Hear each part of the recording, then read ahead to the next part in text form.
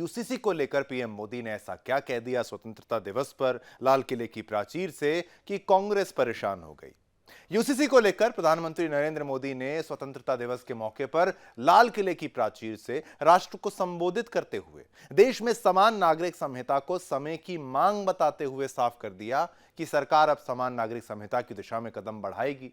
प्रधानमंत्री ने कल कहा था कि हमें कम्युनल सिविल कोड में 75 साल बिताए हैं, अब हमें सेक्युलर सिविल कोड की तरफ जाना है कि जो सिविल कोड चल रहा था वो कम्युनल था, सबके लिए बराबर नहीं था, पक्षपातपूर्ण था। अब हमें चाहिए सेक्युलर सिविल कोड, उसकी तरफ जाना है। तब जाकर देश में धर्म के आधार पर जो भेदभाव हो रहे हैं, सामान्य नागरिक को जो दूरी महसूस होती है, उससे हमें मुक्ति मिलेगी। पीएम मोदी के इस बयान पर विपक्ष हमलावर है। विपक्ष ने आरोप लगाया कि सेक्युलर सिविल कोड के बहाने पीएम ने संविधान निर्माता बाबा साहेब अम्बेडकर का अपमान किया है। अब इस पर राजनीति तेज है। बीजेपी नेता मुख्तार अब्बास नकवी ने कहा कि विपक्ष इसे सांप्रदायिक रंग देने की कोशिश कर रहा है। चलिए देखिए क्या कुछ हुआ है, पीएम मोदी के द्वारा क्या कहा गया, क्या रिएक्शन आया, हमारी इस रिपोर्ट के माध्यम से, और मामले की गंभीरता को समझिएगा।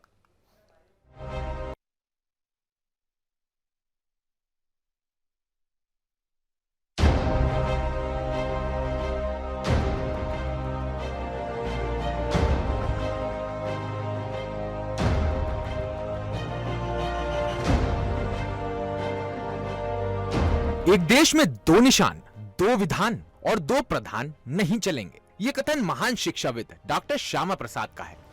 जिस रास्ते पर चलते हुए अब तक कई राज्य यूसीसी की ओर कदम बढ़ा चुके हैं, लेकिन प्रधानमंत्री नरेंद्र मोदी ने स्वतंत्रता दिवस के मौके पर लाल किले की प्राचीर से राष्ट्र को संबोधित करते हुए देश में समान नागरिक संहिता की जरूरत को देश के सामने रखा। पीएम ने यह साफ कर दिया कि सरकार अब समान नागरिक संहिता की दिशा में कदम बढ़ाएगी। देश के कई राज्य इस पर पहले ही कदम बढ़ा चुके हैं। पीएम मोदी ने यूनिफॉर्म सिविल कोड को समय की मांग बताते हुए कहा कि हमने कम्युनल सिविल कोड में 75 साल बिताए हैं, अब हमें सेकुलर सिविल कोड की तरफ जाना होगा। तब जाकर देश में धर्म के आधार पर जो भेदभाव हो रहा है, सामान्य नागरिकों को जो दूरी महसूस होती है, उससे हमें मुक्ति मिलेगी। पीएम मोदी के इस बयान पर विपक्ष ने तीखी प्रतिक्रिया दी है। विपक्ष ने आरोप लगाया कि सेकुलर सिविल कोड के बहाने पीएम ने संविधान को टारगेट किया है। कांग्रेस नेता पवन खेड़ा ने कहा कि पीएम मोदी ने बाबा साहब अम्बेडकर की सिविल कोड को कम्युनल कोड बोला है। पीएम मोदी जिस कोड की बात कर रहे हैं वह बाबा साहब भीमराव अम्बेडकर द्वारा लिखा गया था, हमें इसे स्वीकार नहीं करेंगे। विपक्ष के हल्ला बोल पर बीजेपी नेता मुख्तार अब्बास नकवी ने कहा कि हमें उन लोगों से सतर्क रहना चाहिए जो इसे सांप्रदायिक रंग देने की कोशिश कर रहे हैं। बता दें कि कुछ महीने पहले ही उत्तराखंड सरकार ने यूसीसी लागू किया है। इसके अलावा कई राज्य इसकी वकालत कर चुके हैं। अब पीएम ने लाल किले से स्पष्ट कर दिया है।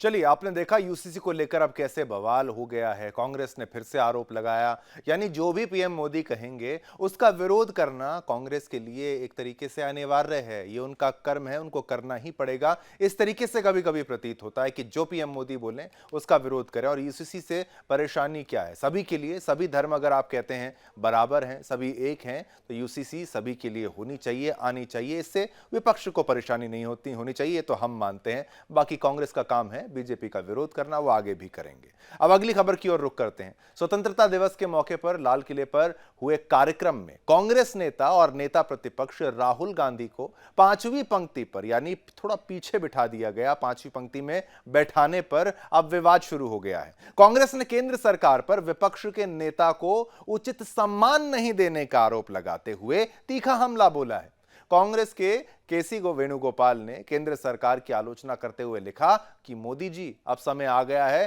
कि आप 4 जून के बाद की नई वास्तविकता को समझें। जिस अहंकार के साथ आपने स्वतंत्रता दिवस समारोह के दौरान लोकसभा में विपक्ष के नेता, leader of the opposition Rahul Gandhi को आखिरी पंक्तियों में धकेल दिया, उससे पता चलता है कि आपने कोई सबक नहीं लिया है। क्या कुछ है वो देखिए।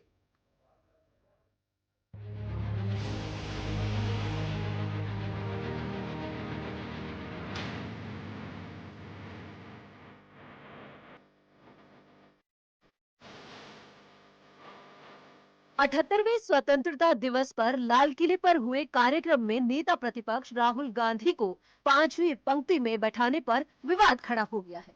कांग्रेस ने केंद्र सरकार पर विपक्ष के नेता को उचित सम्मान नहीं देने का आरोप लगाया है। कांग्रेस नेता ने पीएम की आलोचना करते हुए लिखा कि मोदी जी, अब समय आ गया है कि आप 4 जून के बाद की नई वास्तविकता को समझे। जिस अहंकार के साथ आपने स्वतंत्रता दिवस समारोह के दौरान लोकसभा में विपक्ष के नेता राहुल गांधी को आखिरी पंक्तियों में धकेल दिया, उससे पता चलता है कि आपने कोई सबक नहीं लिया है। बता दें कि लाल किले में होने वाले स्वतंत्रता दिवस समारोह की सारी जिम्मेदारी रक्षा मंत्रालय की होती है।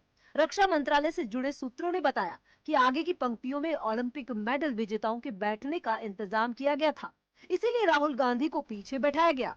कांग्रेस प्रवक्ता सुप्रिया श्रीनेत ने रक्षा मंत्रालय की इस सफाई को बेवकूफी भरा बताया। उन्होंने कहा कि ओलंपिक मेडल विजेताओं को सम्मान बिल्कुल मिलना चाहिए, लेकिन सरकार की मंशा सम्मान नहीं देने का है। नरेंद्र मोदी एक छोटी मानसिकता के और बड़े छोटे दिल के आदमी हैं और इसका प्रमाण वो खुद ही बार बार दे देते हैं। एक बात और भी है कि छोटे मन के लोगों से बड़ी बातों की उम्मीद नहीं करनी चाहिए। आज स्वतंत्रता दिवस समारोह पर नेता प्रतिपक्ष राहुल गांधी को 5वीं लाइन में बिठाकर नरेंद्र मोदी आपने अपनी कुंठा तो दिखा दी, लेकिन इससे राहुल गांधी को कोई फर्क नहीं पड़ता है। कोई फर्क नहीं पड़ता कि वो 5वीं रो में बैठे या 50वीं रो में बैठे, वो जननायक है और उसी शिद्दत से लोगों के मुद्दे उठाएंगे जैसे वो उठा रहे हैं। लेकिन ये दिखाता है कि आप और आपकी सरकार के मन में लोकतंत्र के लिए, लोकतांत्रिक परंपराओं के लिए, नेता प्रतिपक्ष के लिए तनिक भी इज्जत नहीं है।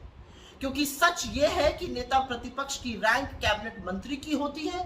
पहली रो में सारे कैबिनेट मंत्री बैठे हुए थे, लेकिन नेता प्रतिपक्ष राहुल गांधी को ही 5वीं रो में नहीं बिठाया गया। बता दें कि ये 10 साल बाद था जब लोकसभा में विपक्ष के नेता स्वतंत्रता दिवस के समारोह में शामिल हुए थे, क्योंकि 2014 और 2019 में कांग्रेस इतनी सीटें नहीं जीत सकी थी कि उसे नेता प्रतिपक्ष का पद दिया जाए। Bureau report, Sudarshan news.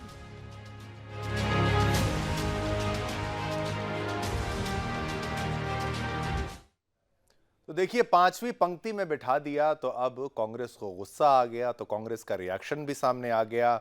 Leader of opposition है, भाई ऐसे आपने क्यों कर दिया, यही उनका सवाल था। भाई राहुल गांधी को इतना पीछे बिठाएंगे, अब इस पर जवाब भी आ चुका है, तो अब शांति हो जानी चाहिए। लेकिन ये जो आरोप है कि भाई आप ज्यादा अब खुद को बड़ा समझ रहे हैं, ये तमाम बातें, ये सब नहीं करनी चाहिए। इसी पर हमने चलिए आपसे सवाल पूछा कि भाई राहुल गांधी को पीछे बिठाने पर विवाद जो है क्या वो जायज है।